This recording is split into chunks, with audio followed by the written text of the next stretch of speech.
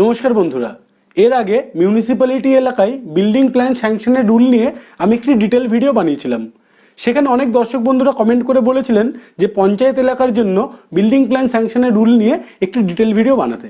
আপনাদের সেই কমেন্টগুলির ভিত্তিতেই আমার আজকের এই ভিডিওটি। এই ভিডিওতে আমরা মূলত আলোচনা করব যে পঞ্চায়েত এলাকার জন্য বাড়ি তৈরি করতে চারিদিকে মিনিমাম কতটা ছাড়তে হবে, যদি সেটি না ছাড়েন তাহলে কি হতে পারে, কোথায় বিল্ডিং প্ল্যানের স্যাংশনের জন্য আবেদন করবেন, কে বা কারা আপনার বিল্ডিং প্ল্যানটি তৈরি করবেন, কে বা কারা সেটির অনুমোদন দেবেন এবং কি কি ডকুমেন্টস আপনার প্রয়োজন হতে পারে। ভিডিওটি খুবই ইনফরমেটিভ হতে চলেছে, তাই একটুও স্কিপ না করে মনোযোগ সহকারে একদম শেষ পর্যন্ত দেখতে থাকুন।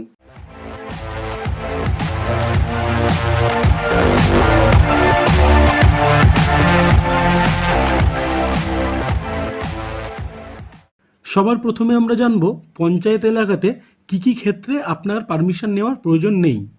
প্রথমত, কোনো কুড়ে ঘর, টিনের চালা, ইটের দেওয়াল নয় এমন টিনের চালার বাড়ি তৈরির ক্ষেত্রে পঞ্চায়েতের থেকে কোনো পারমিশন নেওয়ার প্রয়োজন পড়ে না।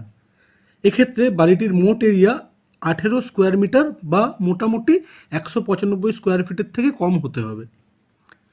এছাড়াও যদি আপনি আপনার বাড়িটি রিপেয়ার করাতে যান, সেক্ষেত্রেও পঞ্চায়েতের পারমিশনের প্রয়োজন পড়ে না, যতক্ষণ না পর্যন্ত আপনি বাড়িটির কোনো স্ট্রাকচারাল চেঞ্জ করছেন, অথবা বাড়িটির কভার এরিয়ার কোনো পরিবর্তন করছেন, অথবা আপনি বাড়িটি থেকে কোনো এক্সট্রা প্রজেকশন বার করছেন। এখানে কভার এরিয়ার পরিবর্তন বলতে, ধরুন আপনার বাড়িটি 800 স্কোয়ার ফিট ছিল, আপনি রিপেয়ার করার সময় কিছুটা বাড়িয়ে নিয়ে সেটাকে 1000 স্কোয়ার ফিট করে দিলেন। এক্ষেত্রে কিন্তু পঞ্চায়েতের পারমিশন নিয়েই আপনাকে এটি করতে হবে।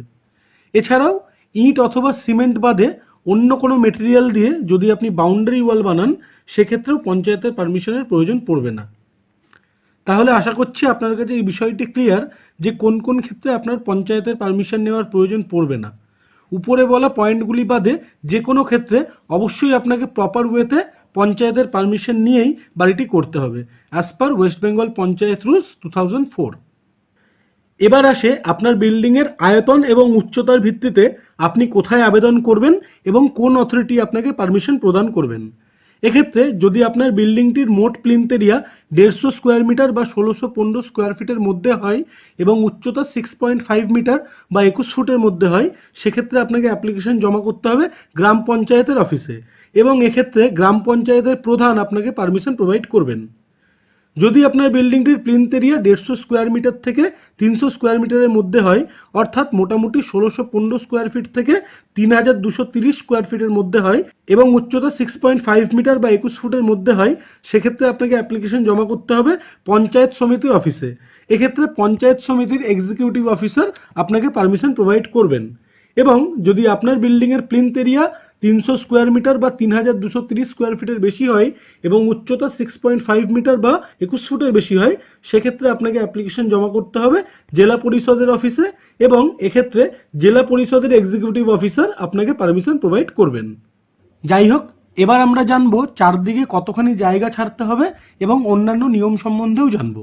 As per West Bengal panchayat act 2004, আপনার মোট জমির সর্বোচ্চ 2/3 জায়গাতেই আপনি বাড়ি তৈরি করতে পারবেন। বাকি 1/3 জায়গা কমপক্ষে আপনাকে ফাঁকা রাখতে হবে। অর্থাৎ আপনার টোটাল জমিটিকে 100% ধরলে তার মধ্যে সর্বোচ্চ 66.66% জমিতেই আপনি বাড়ি তৈরি করতে পারবেন। বাকি 33.33% জায়গা ছাড় হিসাবে খালি রাখতে হবে। এছাড়াও জমিটির প্রত্যেক সাইডে কমপক্ষে 9x10 মিটার বা মোটামুটি 3 ফুট করে ছেড়ে রেখে আপনাকে বাড়িটি নির্মাণ করতে হবে। আপনার বাড়িটি এমনভাবেই তৈরি হবে যেন পাশাপাশি দুটি বাড়ির মধ্যে 6 ফুটের গ্যাপ থাকে। আপনার সাইডে 3 ফুট এবং আপনার প্রতিবেশীর সাইডে 3 ফুট, মোট 6 ফুট। এছাড়াও কোনো বসবাসযোগ্য ঘর যেন মিনিমাম 6 স্কোয়ার মিটার বা 65 স্কোয়ার ফিটের হয় এবং উচ্চতা কম করে 2.6 মিটার বা 8.5 ফুট মিনিমাম হয়। রান্নাঘরটি যেন কমপক্ষে 3 স্কোয়ার মিটার বা 33 স্কোয়ার ফিট মতো হয় এবং চওড়া কমপক্ষে 1.5 মিটার বা 5 ফুট মিনিমাম হয়। এছাড়াও অবসবাসযোগ্য ঘর যেমন বাথরুম, টয়লেট অথবা স্টোর রুম, এগুলির ক্ষেত্রে মিনিমাম এরিয়া হতে হবে 0.8 স্কোয়ার মিটার এবং হাইট হতে হবে মিনিমাম 2.1 মিটার বা 6.9 ফুট। তো এতক্ষণ তো জানলেন কি কি নিয়ম আপনাকে মেনে চলতে হবে।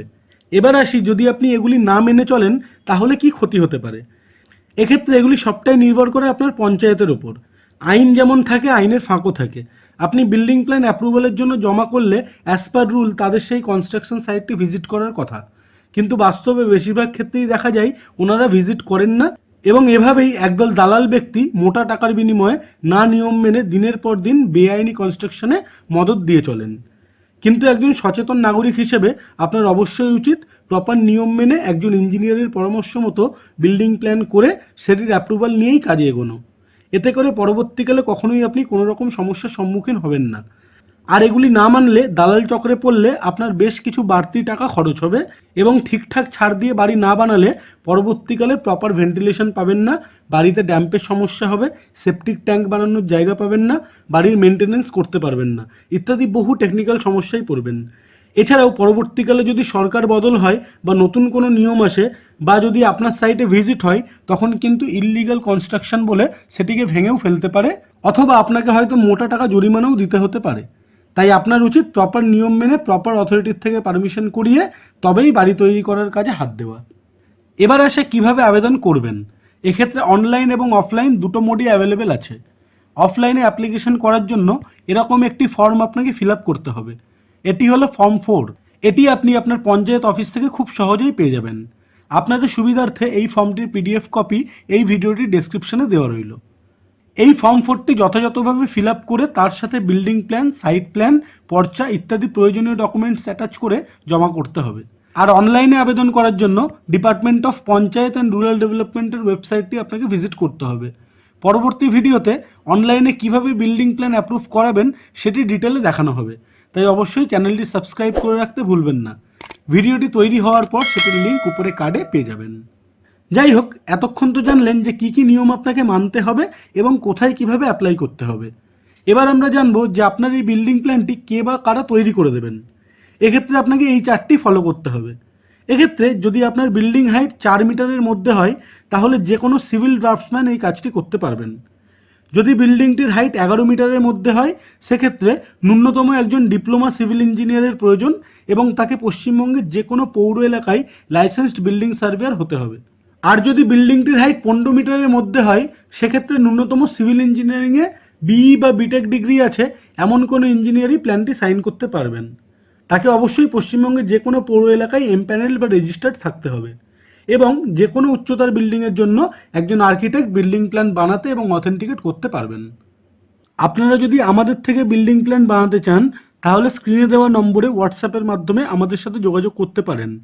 আমরা স্বল্প মূল্যে ভালো পরিষেবা দিয়ে থাকি। যাই হোক, এবার আমরা জানবো বিল্ডিং প্ল্যানের পারমিশন নেওয়ার জন্য কি কি প্রয়োজনীয় ডকুমেন্ট আপনাকে জমা করতে হবে। সবার প্রথমে আপনার প্রয়োজন একজন ইঞ্জিনিয়ার দ্বারা তৈরি প্রস্তাবিত বাড়িটির একটি নকশা এবং তার সাথে সাইট প্ল্যান। সেই ইঞ্জিনিয়ার যেন অবশ্যই কোনো পৌর এলাকা বা কর্পোরেশনের সাথে এনলিস্টেড থাকেন সেটাও দেখে নেবেন, কারণ বিল্ডিং প্ল্যানের সাথে ওনার সিগনেচার এবং লাইসেন্স নাম্বারটাও মেনশন থাকতে হবে। এরপর প্রয়োজন ওই জমিটির পর্চা বা রেকর্ডস অফ রাইট। পর্চা সম্পর্কিত ডিটেল ভিডিও আপনি আমাদের এই চ্যানেলে পেয়ে যাবেন। এছাড়াও লাগবে এমন একটি ডকুমেন্ট যাতে জমিটির শ্রেণী উল্লেখ আছে। এক্ষেত্রে মনে রাখবেন কেবলমাত্র বাস্তু বা ভিটি বা এই জাতীয় শ্রেণীর জমিতেই আপনি বিল্ডিং বানাতে পারেন। যদি আপনার জমিটির শ্রেণী হোমস্ট্রিট ছাড়া অন্য কিছু হয় তাহলে অবশ্যই আপনাকে জমিটির শ্রেণী পরিবর্তন করতে হবে, অর্থাৎ জমিটির কনভার্সন করাতে হবে। কনভার্সন না করালে আপনার অ্যাপ্লিকেশনটি রিজেক্ট হয়ে যাবে। তাই বাস্তু ছাড়া অন্য কোনো শ্রেণীর জমি থাকলে সেটিকে কনভার্সন করিয়ে তার কনভার্সন সার্টিফিকেটও জমা করতে হবে। কিভাবে জমির কনভার্সন করবেন অথবা জমি জায়গা সংক্রান্ত আরও অনেক ভিডিও এই চ্যানেলে ল্যান্ড নামক প্লেলিস্টে পেয়ে যাবেন। আপনাদের সুবিধার্থে সেই প্লেলিস্টের লিঙ্ক উপরে কার্ডে এবং এই ভিডিও ডেসক্রিপশনে দেওয়া রইল, প্রয়োজনে সেগুলোও দেখে নিতে পারেন। যাই হোক, এগুলি ছাড়াও আপনাকে জমা করতে হবে আপনার জমির আপডেটেড ট্যাক্সের রিসিপ্ট এবং সবশেষে যদি আপনার বাড়িটির ক্ষেত্রে সয়েল টেস্ট রিপোর্ট অথবা স্ট্রাকচারাল রিপোর্টের প্রয়োজন হয় সেটিও জমা করতে হবে। সয়েল রিপোর্ট বা স্ট্রাকচারাল রিপোর্ট যে কোনো জিওটেক ইঞ্জিনিয়ার বা স্ট্রাকচারাল ইঞ্জিনিয়ারের থেকে আপনি পেয়ে যাবেন। যাই হোক, এতক্ষণ আমরা আলোচনা করলাম পঞ্চায়েত এলাকায় বিল্ডিং প্ল্যান স্যাংশনের নিয়মাবলী নিয়ে। পরবর্তী ভিডিওতে আমরা দেখাবো কিভাবে অনলাইনে বিল্ডিং প্ল্যান অ্যাপ্রুভালের জন্য অ্যাপ্লাই করবেন। পরবর্তী ভিডিওগুলির আপডেট পেতে অবশ্যই চ্যানেলটি সাবস্ক্রাইব করে অল নোটিফিকেশন অন করতে ভুলবেন না। আর যদি আমাদের আজকের এই ভিডিওটি আপনাদের কোনো উপকারে এসে থাকে তাহলে অবশ্যই ভিডিওটিতে একটি লাইক করে বন্ধু এবং ফ্যামিলি মেম্বারদের মধ্যে শেয়ার করে দিন। যদি আপনাদের কোনো কোয়ারি থাকে তাহলে অবশ্যই নিচে কমেন্ট করে আমাদের সেটি জানাতে পারেন। আজকের জন্য এটুকুই, আবার দেখা হবে নতুন কোনো ভিডিওয় নতুন কোনো টপিক নিয়ে। ততদিন অবধি ভালো থাকবেন, সুস্থ থাকবেন। আপনার দিন শুভ হোক।